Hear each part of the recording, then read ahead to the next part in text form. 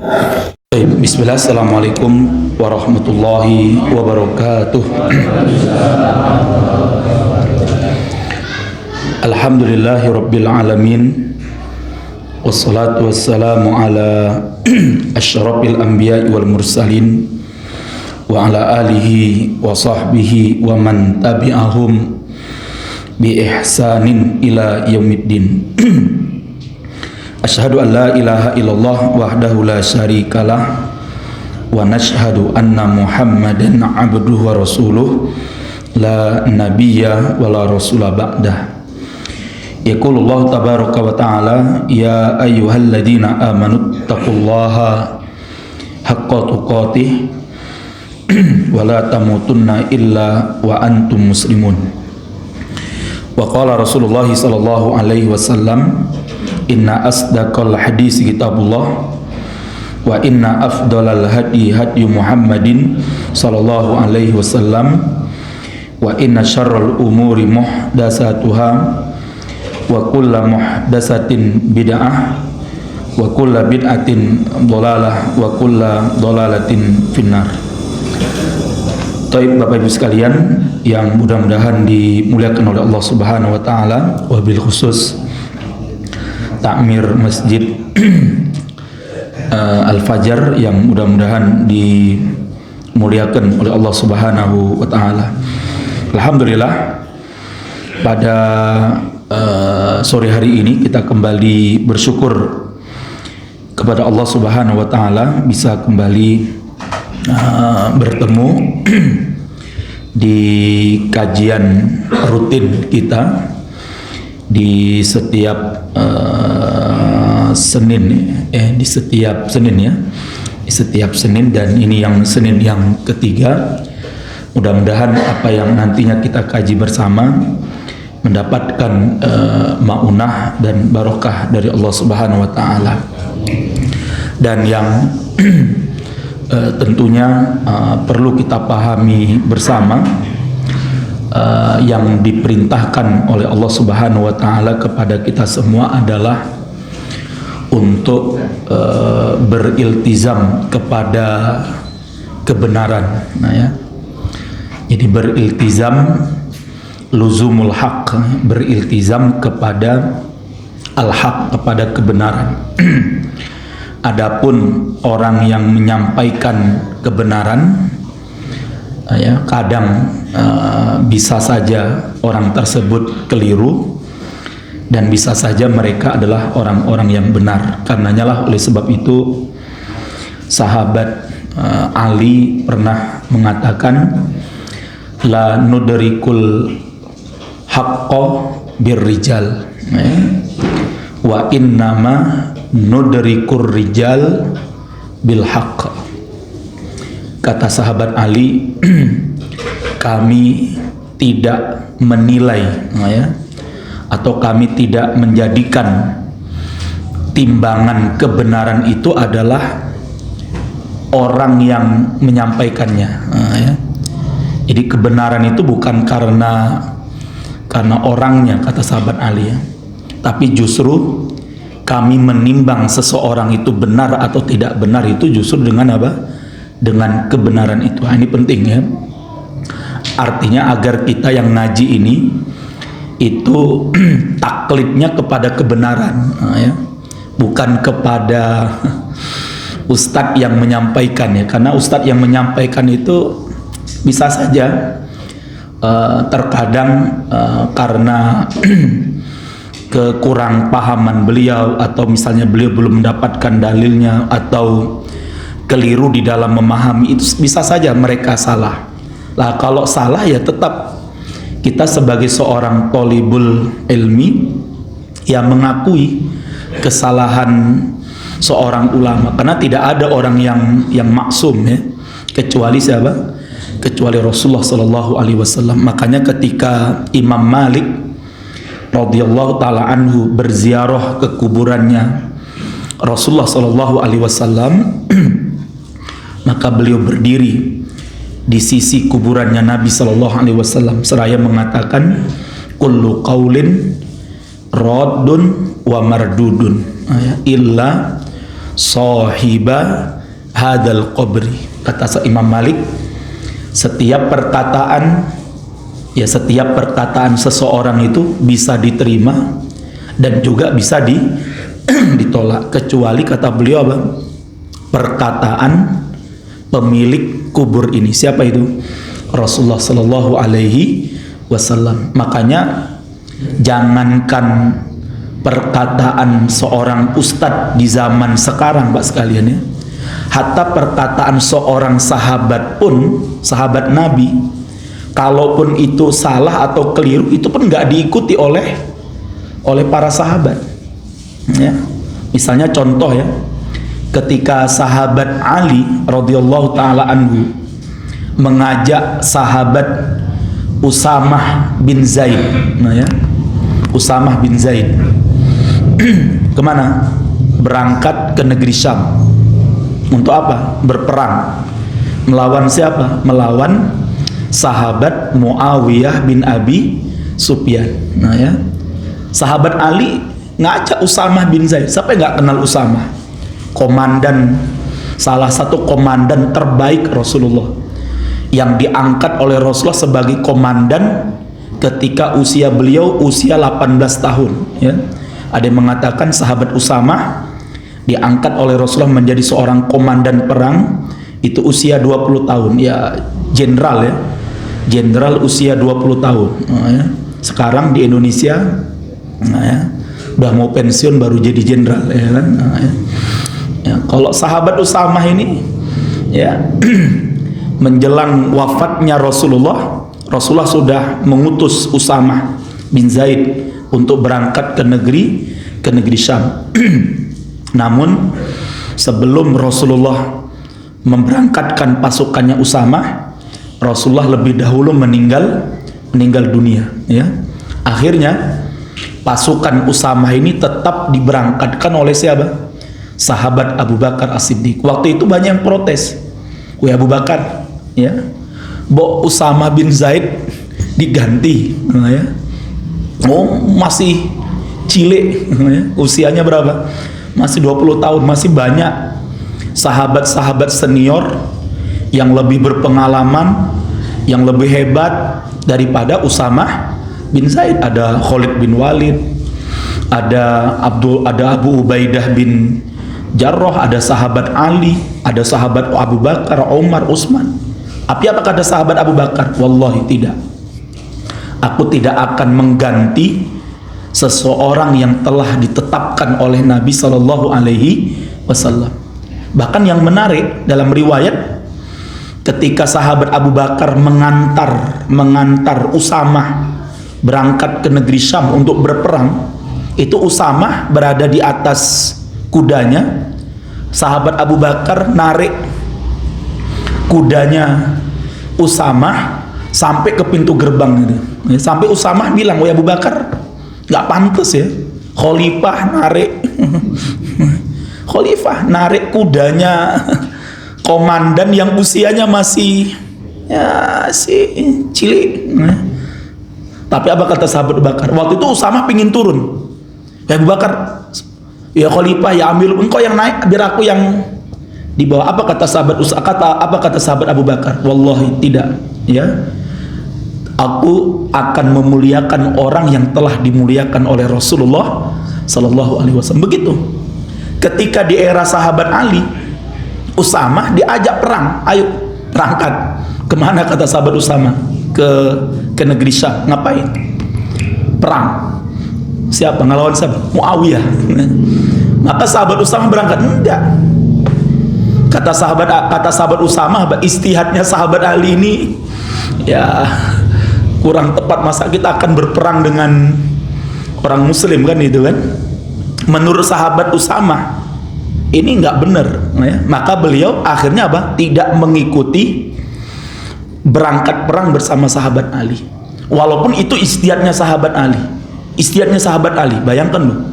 Bukan istihadnya Ustadz Hadi Hidayat.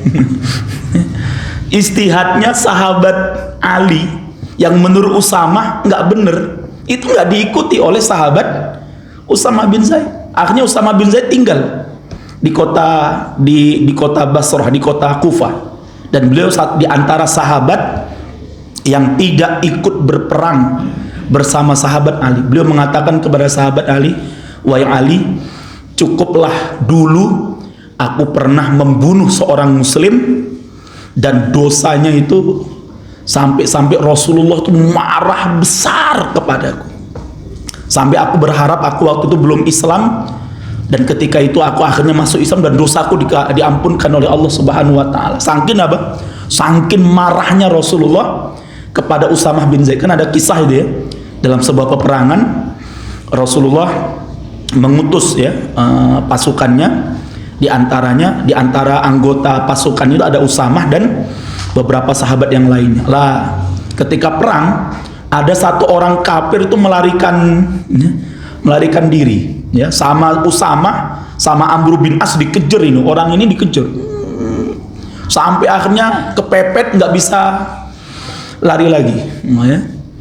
Kemudian ya, Amr bin As mengeluarkan pedangnya ingin memenggal orang tersebut, namun tiba-tiba apa, orang tersebut mengucapkan kalimat apa, la ilaha illallah. Amr bin As nggak jadi membunuh karena dia sudah mengucapkan kalimat apa, la ilaha illallah. Amr bin As memasukkan lagi pedangnya, Usamah enggak. Wah, ini orang paling menghapus-hapusan. Oke, orang iso ngapus ya aku le. Oke, nggak bisa main-main dengan aku, kata Usamah. Dalam hati Usamah ini ya, ini paling orang mengucapkan la ilaha illallah hanya sekedar apa? Untuk mengelabui, hanya untuk sekedar ya menjaga dirinya supaya tidak dibunuh. Maka Usamah langsung dengan tombaknya dia bunuh orang ini. Akhirnya apa? Sampailah berita itu kepada siapa? Rasulullah Sallallahu Alaihi Wasallam. Maka Rasulullah panggil Usamah. Kemudian Rasulullah murka kepada Usamah. Wahai Usamah, kata Rasulullah, apakah engkau membunuh orang yang telah mengucapkan kalimat apa?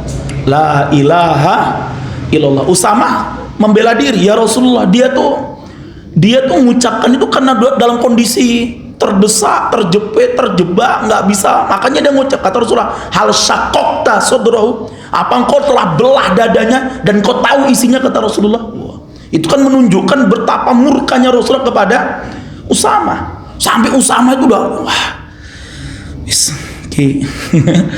andaikan aku sekarang kafir kemudian masuk Islam, dosaku selesai. Tapi beliau sudah seorang sahabat mulia, putra dari anak angkat kesayangan Rasulullah, siapa? Zaid bin Harisah. Masya Allah ya. Sampai kemudian Rasulullah bilang kepada Usamah, wahai Usamah, bagaimana dengan kalimat la ilaha illallahnya itu, yang ketika nanti datang di hari kiamat dan kemudian menghujat kamu. Sampai Usamah ketakutan ya. Dan akhirnya Rasulullah membayar diatnya karena apa? Karena waktu itu Usamah dianggap sebagai melakukan pembunuhan bersalah lah, ya. Bukan karena sengaja ya, bersalah itu salah takwil lah, karena dianggap dia mengucapkan la ilaha illallah itu karena apa? Nah, karena terdesak, padahal bener-bener dia mengucapkan urusan. Maka itulah kemudian apa? keluar kaidah ya, keluar kaidah apa? Nahkumu bid-dhawahir. Kita itu hanya diperintahkan oleh Allah dan Rasulnya apa? Menghukumi dohirnya seseorang. Adapun urusan apa? Urusan batin, urusan hati itu kita serahkan kepada siapa? Kepada Allah Subhanahu wa. Dohirnya seperti itu kita hukumi seperti itu. Adapun urusan hati dia hanya Allah yang maha tahu lah. Maka ketika Usamah diajak oleh sahabat Ali perang, yang dilawan siapa? Sahabat Muawiyah. Kata Usamah, wah ini lebih dari yang dari yang sebelumnya kan ya. Maka Usamah tidak berangkat, tidak ikut dalam pasukannya sahabat Ali. Maka bahas kali ini penting ya. Artinya kebenaran itu ya bukan pada apa? Orangnya. Hatta sahabat Ali sekalipun, sahabat Usamah nggak ikut karena beliau beristihad apa? Wah ini perang melawan orang Muslim, dan perang melawan orang Muslim hukumnya apa? Dosa besar. Dan Usamah tidak berangkat.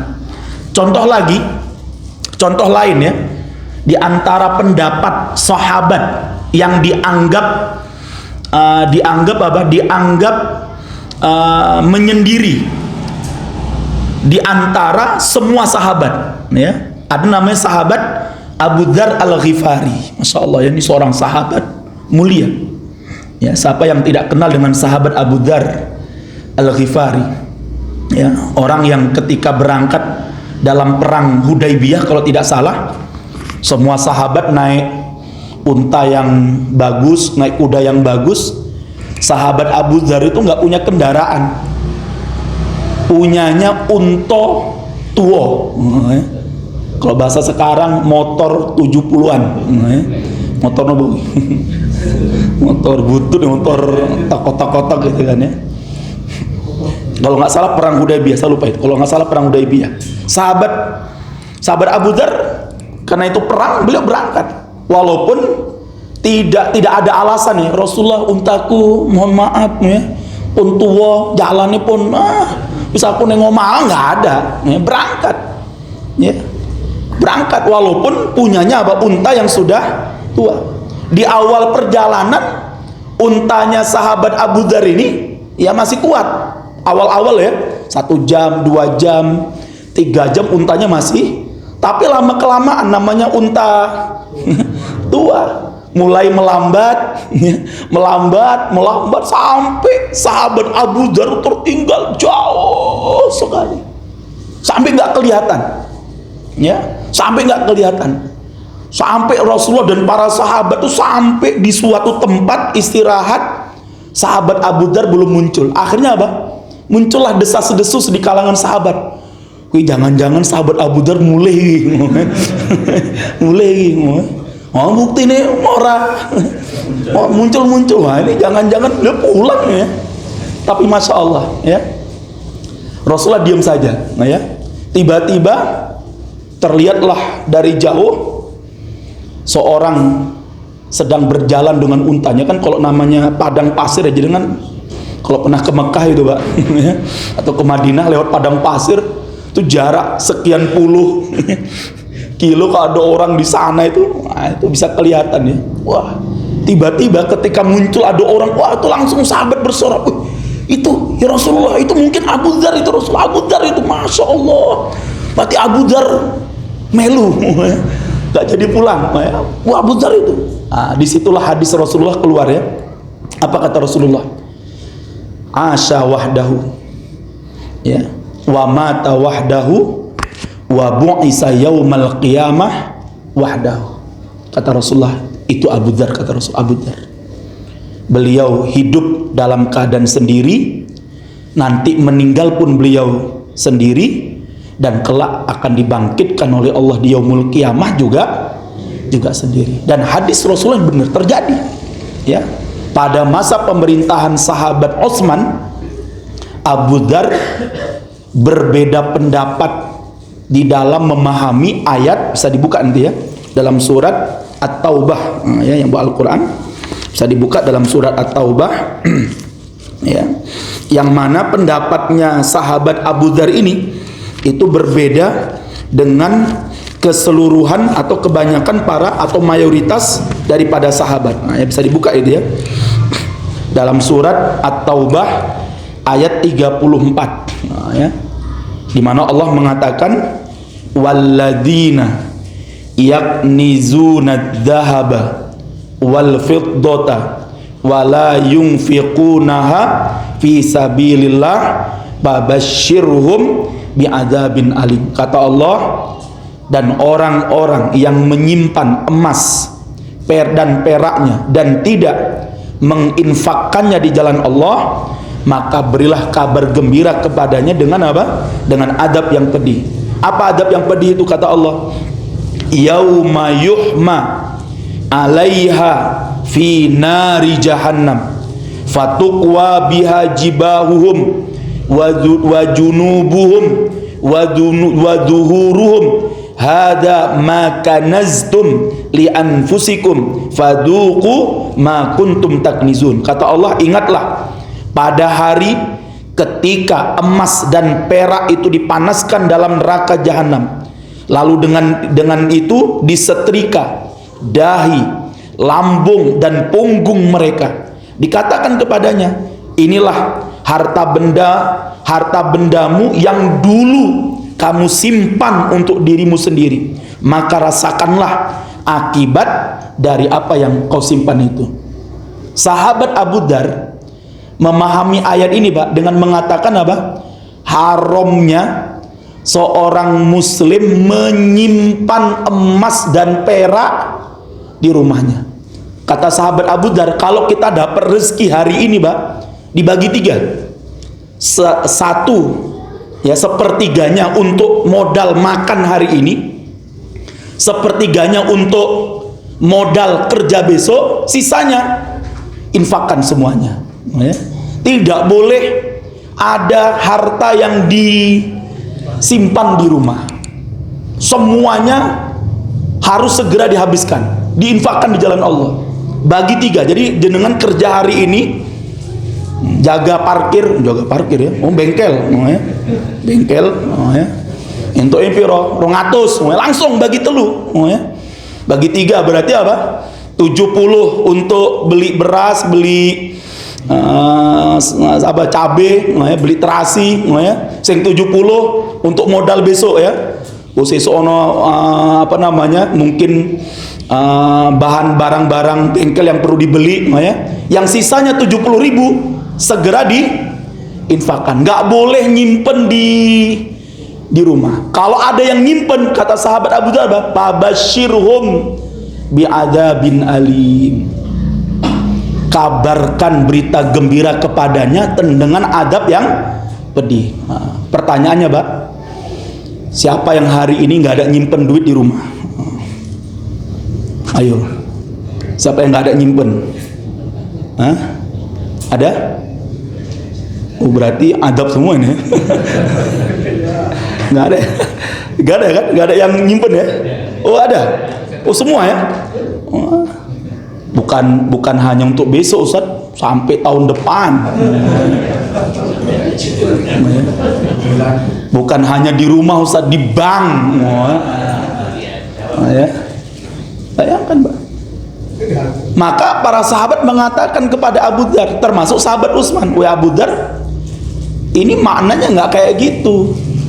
Artinya orang yang diancam oleh Allah di dalam ayat ini itu adalah mereka yang menyimpan emas dan perak mereka, dan mereka tidak mengeluarkan zakatnya, nggak mengeluarkan zakatnya. Tapi kalau dia sudah mengeluarkan zakatnya, mengeluarkan infaknya, maka tidak masuk dalam ayat ini. Sahabat Abu Dzar enggak, sudah harus dibagikan semuanya, ya.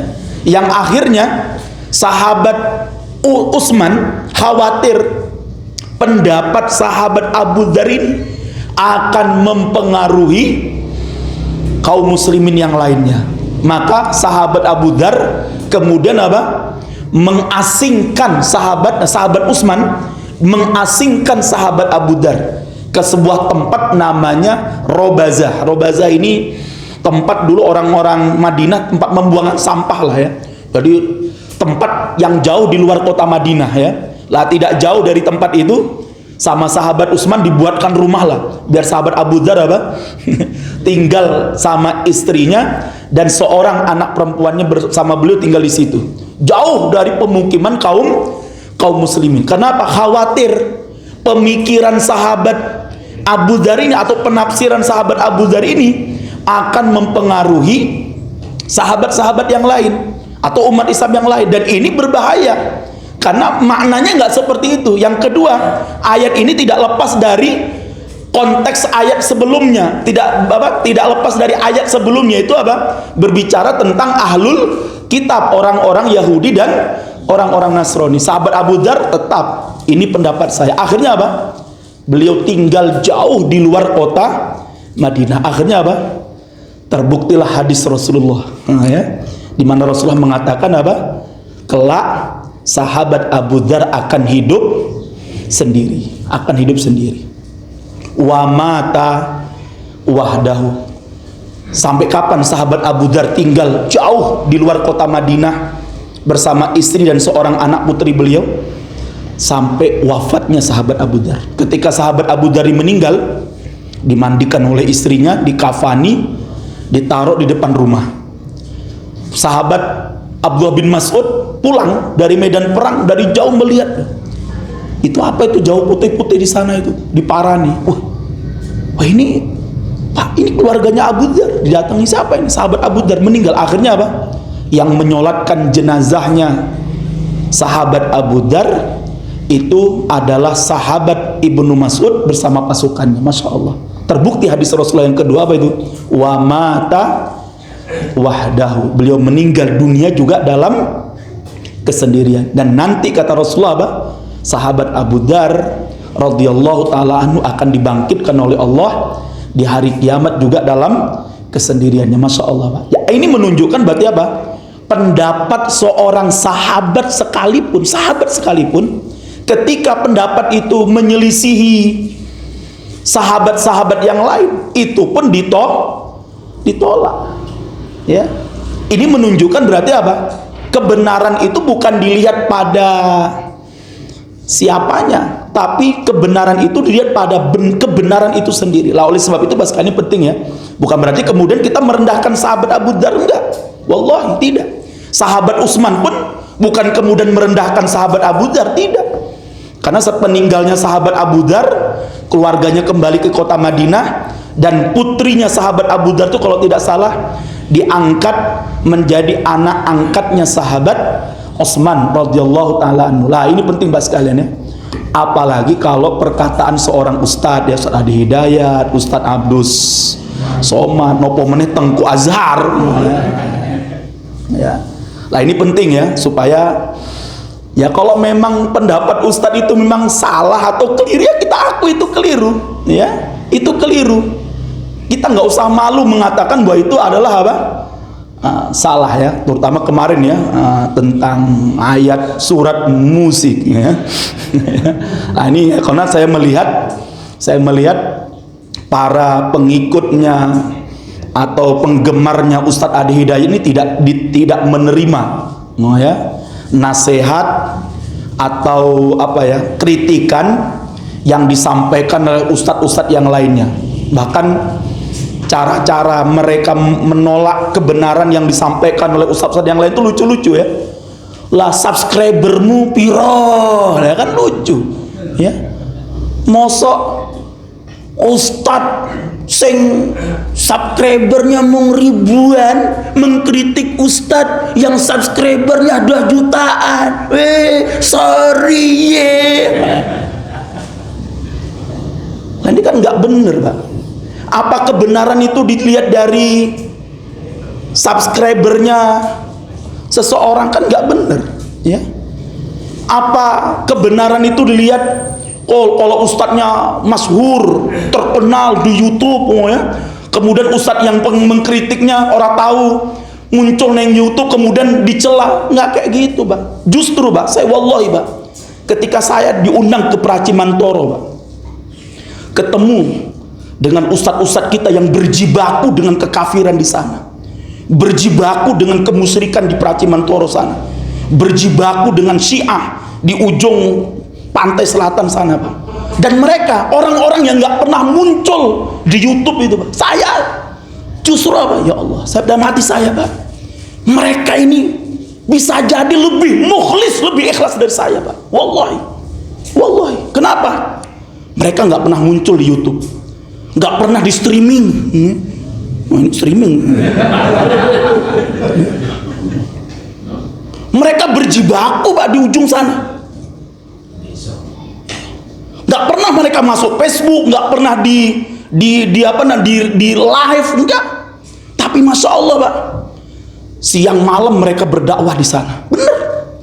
Sampai dalam saya Pak, justru saya tuh merenung, jangan-jangan saya khawatir dakwah saya yang di streaming, di live, di komen, di like itu justru menghilangkan keikhlasan. Wallahi, wallahi.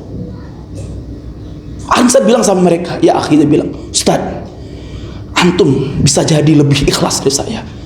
Antum nggak pernah dikenal orang Solo. Nama antum dicari di Google orang. Tengku aja diklik ning YouTube. Ini penting Pak sekalian, Masya Allah.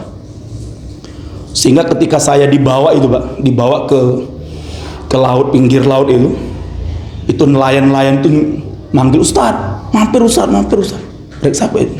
Itu binan kita Ustaz, itu para penelayan-nelayan. Masya Allah.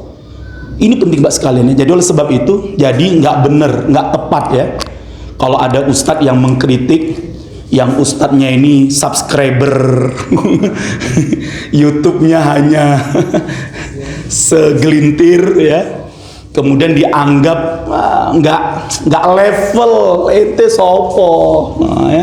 Ini nggak kurang ya, kurang tepat menurut saya. Padahal kemarin itu sebenarnya apa yang disampaikan oleh Ustadz Adi Hidayat, kalau Ustadz Adi Hidayat hanya sekedar menyampaikan tentang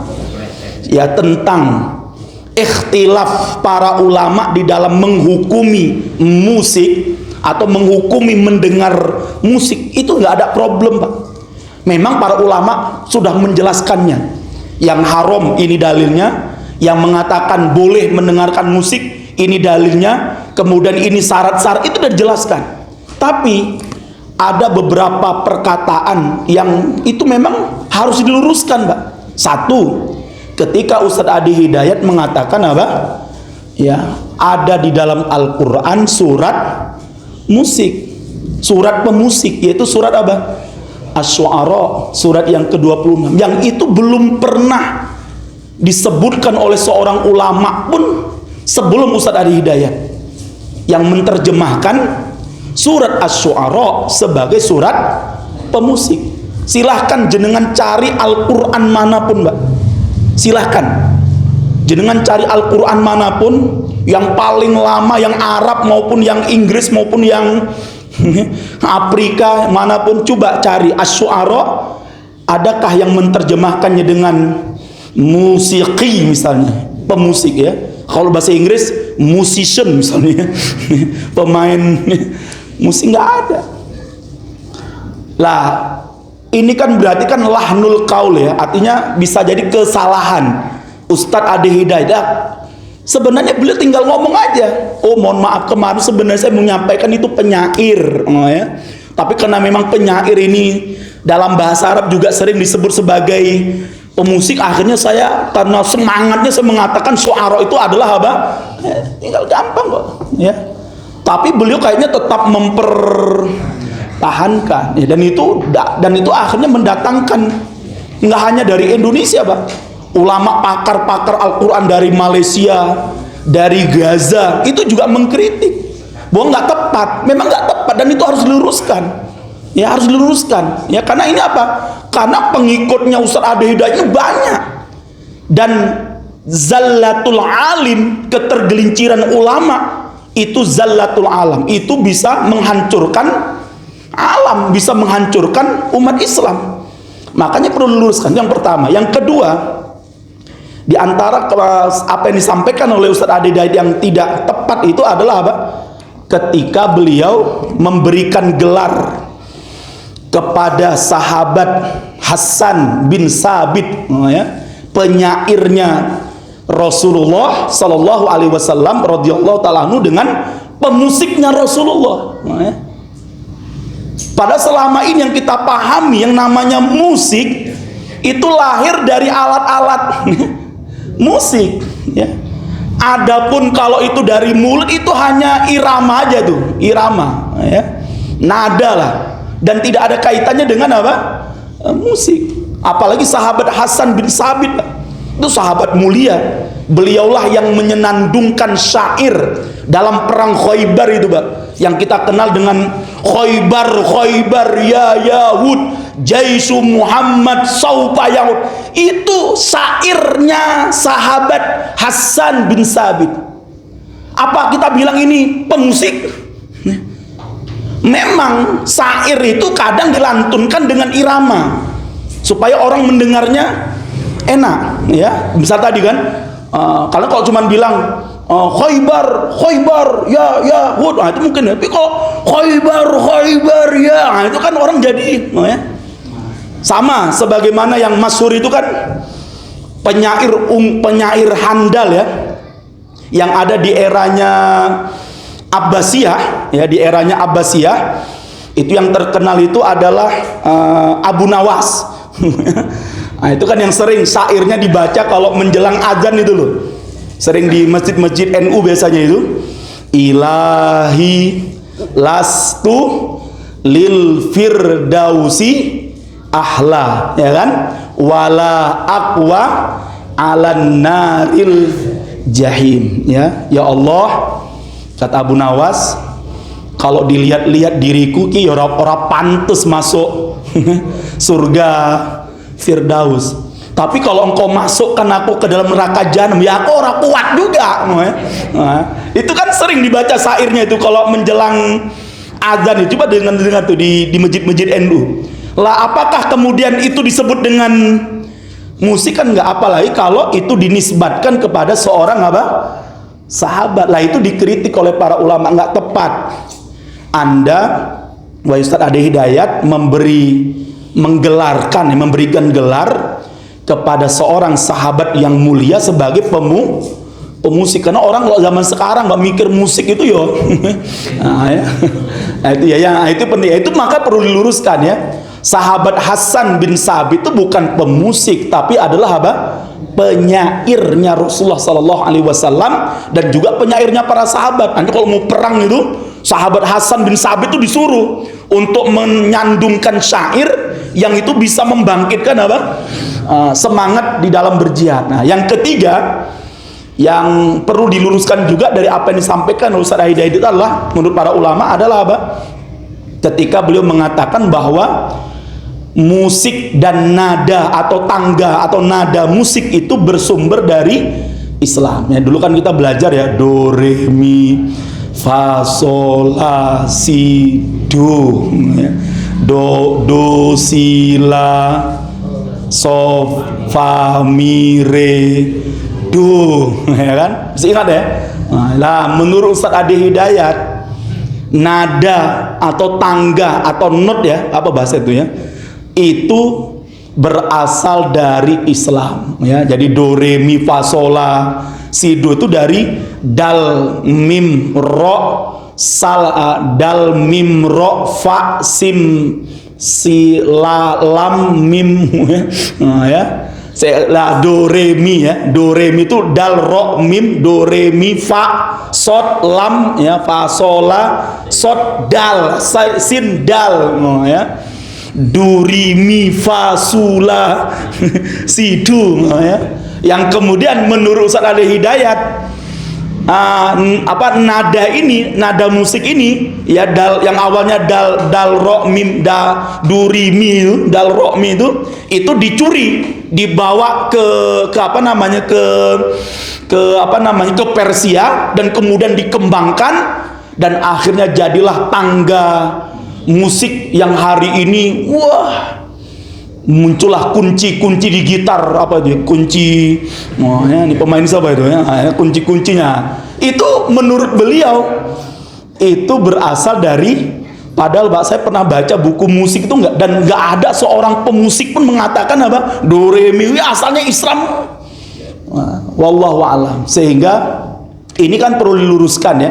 Dan sebenarnya ulama yang meluruskan sama sekali nggak ada tendensius. Ini perlu diluruskan supaya apa? Kita nggak salah. Sehingga akhirnya, oh ternyata musik dari Islam loh. Besok aku tak. Makanya sekarang coba jenengan lihat, hampir semua apapun dibuat musik. Ya. Dulu kita ketika takbir Pak, dulu tuh tanpa musik Pak, wallahi. Dan kita mendapatkan ibrah. Betul-betul dulu kalau kita takbiran ya, hatta takbir keliling ketika kita masih kecil ya, itu betul-betul terasa kok Pak. Ada renungan, betul-betul kita menghayati Allahu Akbar, Allah. Sekarang coba aja dengan lihat kemarin Idul Fitri kemarin, semua takbir keliling itu pakai musik DJ semuanya. Apa yang bisa mereka renungi juga? Nggak ada, kecuali musiknya Allahu Akbar, Allah, apa setan. Kok dibilang setan? Orang terima ya. Tapi faktanya Saya lihat keliling saya itu, saya ke Sragen malam itu. Ada sesuatu itu Pak, sambil jingkrak-jingkrak tuh di atas. Allahu Akbar, Allah. Lagi Arab joget mau Arab takbiran. Fakta itu Pak. Salawat. Sekarang coba udah mulai dikembangkan oleh gus-gus sekarang itu. Selawat DJ. Salatullah, salamullah. Oh, ngene-ngene, selawat ngene-ngene gitu. Dan itu pakai musik DJ. Saya khawatir, Pak, ke depannya orang baca Quran pun akan di DJ-kan itu, Pak. Apalagi ada surat musik. Apa nggak ngeri? Nah ini penting. Lah kalau itu keliru, ya kita anggap itu keliru. Dan tidak ada salahnya, Bang. Dan wallahi derajat Ustadz Adi Hidayat nggak akan apa? Nggak akan turun. Tapi ketika beliau kemudian membantah dengan sesuatu yang tidak ilmiah, akhirnya kan makin, apalagi muncul istilah Joni ya, Cepi, apalagi sampai membawa skripsinya Ustadz yang mengkritiknya, kan itu kan kurang pas ya. Oleh sebab itu Pak sekalian, ini penting ya. Jadi saya mengajak ya, jenengan ngaji bukan golek ustate, Pak. Bukan golek ustate ya, tapi yang dicari adalah apa? Kebenarannya ya, kebenarannya. Ustadznya siapapun dia, Pak, walaupun dia alumni pondok pesantren yang mungkin nggak terkenal nama, selama yang dia sampaikan adalah apa? Kebenaran, maka kita adalah sami'na wa ata'na. Tapi kalau yang nyampaikan profesor, doktor, PhD, macam MA, MAG, ME, MSc, MPD, apalagi MH, MHum, mumet ngapal ya. Tapi kalau salah yo tetap salah. Nggak bisa kemudian kita abu-abu dalam masalah kebenaran. Ini penting ya untuk sama-sama, termasuk saya. Kalau jenengan saya salah, maka apa kata Imam Syafi'i? Kata Imam Syafi'i, in kana qauli yukhaliful Qur'ana wa sunnah. Kata Imam Syafi'i, kalau pendapatku, perkataanku menyelisihi Al-Quran dan sunnah, apa kata Imam Syafi'i? Tinggalkan perkataanku dan ikuti apa? Al-Quran dan As-Sunnah. Itulah yang menjadi pegangan kita, Pak. Sehingga kita tidak kemudian merasa malu ya, kita itu salah atau pendapat kita tidak tepat ya. Karena tadi memang tidak ada manusia yang maksum, tidak ada manusia yang semua yang benar semua itu nggak ada, Pak. Pasti orang itu kadang ada kelirunya. Bukan hanya sekarang, dulu pun para ulama saling mengkritik ya. Para ulama juga saling menasihati, para ulama saling mengingatkan lah. Mudah-mudahan ini penting ya, supaya, mohon maaf nih kalau ada yang pansnya Ustadz Adi Hidayat ya. Ya saya tidak kemudian mengajak jenengan, wah ini Ustadz nih nyari panggung orang, dihapus labnya juga nggak masalah itu ya. Ini penting ya, supaya kita ingin meluruskan ya. Kemudian yang lebih fatalnya lagi, Pak, menuduh ustadz-ustadz yang mengkritik Ustadz Adi Hidayat ini apa? Wahabi, ujung-ujungnya Wahabi. Kabeh yang disalahkan adalah Syekh Muhammad bin Abdul. Apa ente nggak takut dosa itu loh? Ya? Yang mengkritik siapa kok yang kena kambing hitamnya siapa? Syekh Muhammad bin Abdul Wahab. Ini kan lucu kan? Akhirnya dibawa lah, itu yang anti musik, anti Wahabi itu, Wahabi yang koyo ngono kae lah. Memang faktanya Pak, hari ini berapa banyak orang itu yang gila dengan musik itu, bener Pak. Jangankan musik dangdut, jaipong, nasyid aja Pak. Berapa banyak umat Islam yang sekarang dengarkan nasyid aja itu udah terfitnah. Nasyid loh. Ya. Apalagi sekarang kan, nasyid kalau mau nikah ya, mahir. Itu ada orang banyak dan kemudian setiap harinya musik, ya, nasyid. Makanya para ulama mengatakan apa? Nasyid pun kalaupun itu jauh dari alat-alat musik yang diharamkan, itu pun kita tidak boleh ya berlebih-lebihan di dalam mendengarkan apa?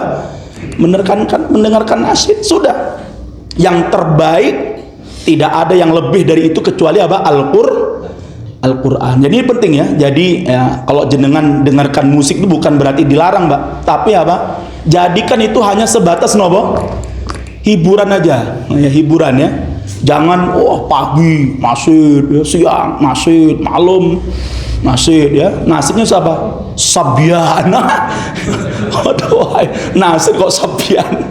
Lah, maka Bapak sekalian mudah-mudahan dimuliakan oleh Allah. Mari ya.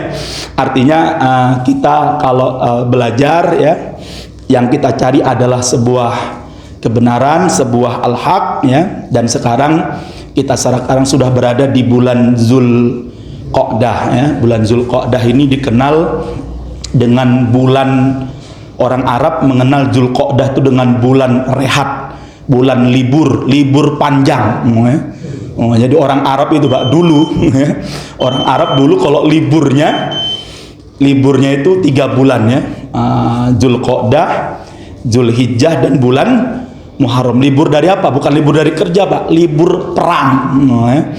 Karena dulu bangsa Arab itu kerjanya apa? Senengnya perang ya. Lah akhirnya Allah turunkan sebuah syariat di dalam agamanya, di alam syariatnya yang mulia. Ada 4 bulan di mana manusia dilarang untuk berperang ya. Akhirnya Allah tetapkan itu, kata Rasulullah, Zulqa'dah, Zulhijjah, Muharram, satunya lagi ya, jauh, yaitu bulan Rajab ya. 4 bulan ini dilarang berperang. Lah 3 bulan ini Pak yang berturut-turut nih. Kalau kita kan sering ya libur panjang tuh weekend ya. Kalau ini month end ya. 3 bulan panjang ya. Jadi orang Arab tuh liburnya panjang tuh Pak kalau bulan itu. Apalah kenapa mereka libur panjang? Apa tujuannya? Satu, nikmati hasil perang. Jadi perang yang sudah berbulan-bulan itu Pak, nikmatinya apa? 3 bulan ini. Wah ya. Wah ini karena nggak ada perang, nah sudah ini menikmati hasil perang ya, hasil ghanimah macam-macam itu dimanfaatkan, dinikmati selama 3 perang. Yang kedua, bulan ini mereka jadikan bulan tenang. Kenapa? Banyak orang yang akan berangkat kepada ibadah haji. Nah, jadi dulu Pak orang-orang jahiliyah pun waktu mereka kafir pun ya, itu pun paham Pak, orang naik haji itu apa? Wajib dihormati, wajib dijaga, wajib diberi rasa aman dan keamanan. Makanya apa? Mereka perang, libur perang. Kenapa? Ini musim haji.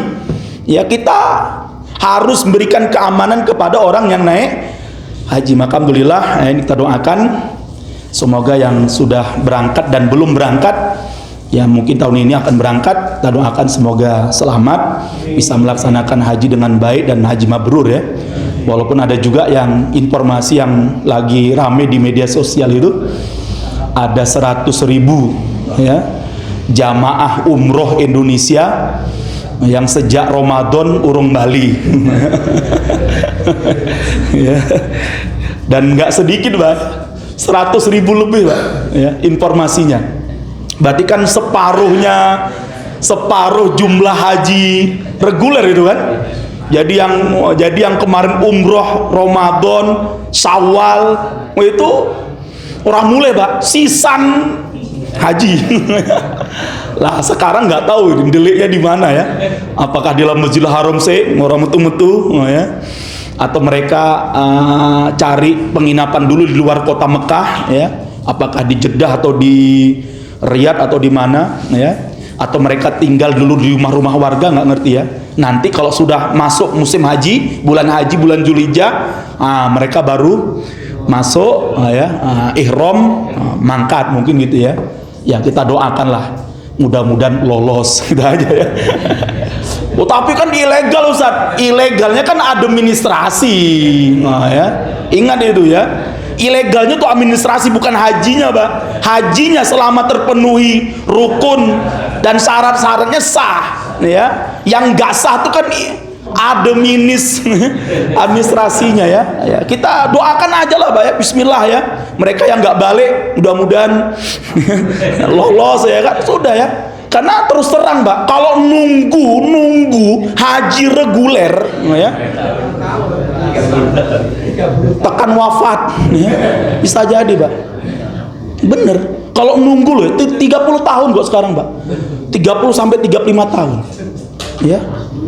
Lah mendingan fake apa namanya, backpacker namanya itu ya, ya udah mendingan ketangkep ya apa-apa lah, bismillah, penting wis usaha itu kan ya, sepenting usaha. Tapi kita doakan lah, mudah-mudahan nggak ada yang ketangkep, mudah-mudahan lancar kalau semua, mudah-mudahan ya. Kalau ada dari Kementerian Agama, wah ini dukung yang jalan, orang dukung Mbak, yang piye solusinya. Coba kalau anda haji sekarang orang nunggu sampai 30 tahun, apa coba solusi dari Kementerian Agama? Coba apa, bagaimana supaya orang bisa cepat haji? Ya Bu, pakai haji non reguler yang cepat, bayarnya piro? Saya tanya sama temen saya Pak, maktur itu 450 juta Pak. Itu pun sudah ludes, habis. Siapa yang berangkat 450 juta? Mendingan dodol sate ya, bayar segitu.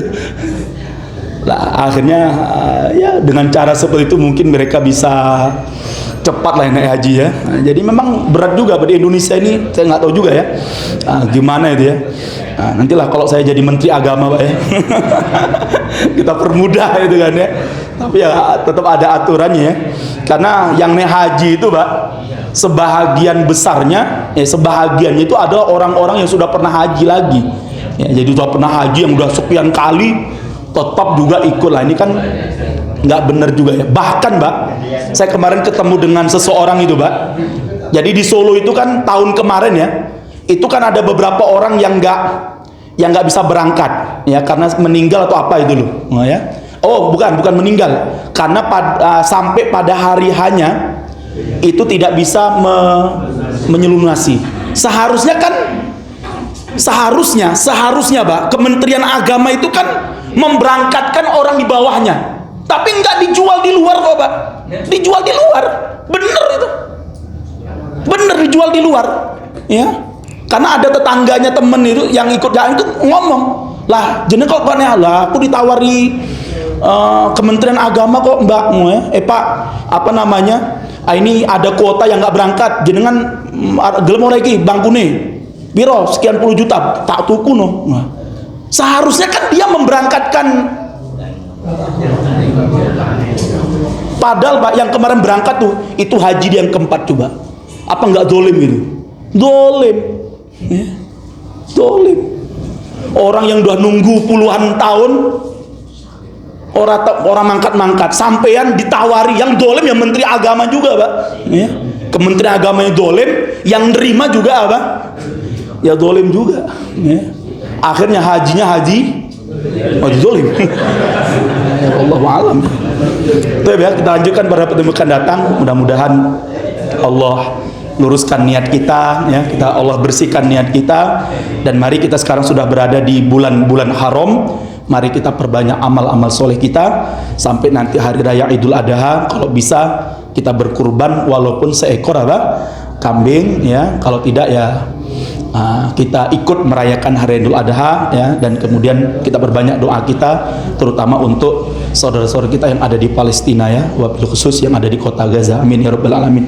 Kita akhiri dan kita lanjutkan pada pertemuan datang. Assalamualaikum warahmatullahi wabarakatuh.